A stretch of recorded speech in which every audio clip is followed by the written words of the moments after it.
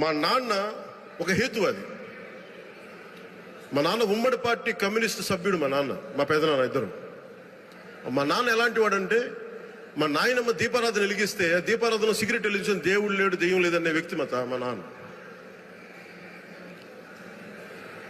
వీళ్ళందరి మీద warrant list వచ్చి షూటెడ్ సైట్ ఆర్డర్స్ పెడితే మా నాన్న, మా పెద్దనాన్న అందరూ, ఒక ఆయన మిలిటరీకి వెళ్ళిపోయి, ఇంకొక ఆయన అండర్ గ్రౌండ్కి వెళ్ళిపోయి, తర్వాత ఇప్పుడు పోలీస్ కానిస్టేబుల్ ఉద్యోగంలో చేరారు మా నాన్న. అదే మా నాన్న కమ్యూనిస్ట్ భావాలు ఏం పోగొట్టుకోలేదు, కానీ మెల్లిగా రాంభక్తుడు అయిపోయాడు. జీవితకాలం ఆయన బతికున్నంతసేపు ఆయన 2 చెంపలు కొట్టుకుంటానే ఉండి, నేను తప్పు చేశాను.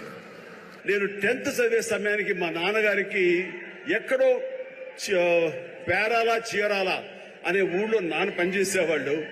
అక్కడి నుంచి నాన్నగారికి మాడుగులని ఉత్తరాంధ్రలో అయింది ట్రాన్స్ఫర్. అక్కడికి వెళ్ళటం నాన్నగారికి ఇష్టం లేదు. సో లాంగ్ లీవ్ పెట్టేశారు.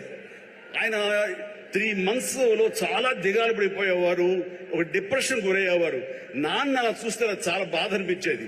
నాన్న, మీకు దేవుడి మీద నమ్మకం లేదు, కానీ మీరు హనుమంతుల వారిని, హనుమాన్ చాలీసాని 108 సార్లు చదువుతూ అలా చెయ్యండి. విత్ ఇన్ నో టైం మీరు అనుకున్న చోట మీకు ట్రాన్స్ఫర్ జరుగుతుంది అని చెప్పేసి 15 ఏళ్ల కుర్రవాడిగా 10th class లో నాన్నకి చెప్తే ఆయన వింటారా వినరో, ఆయన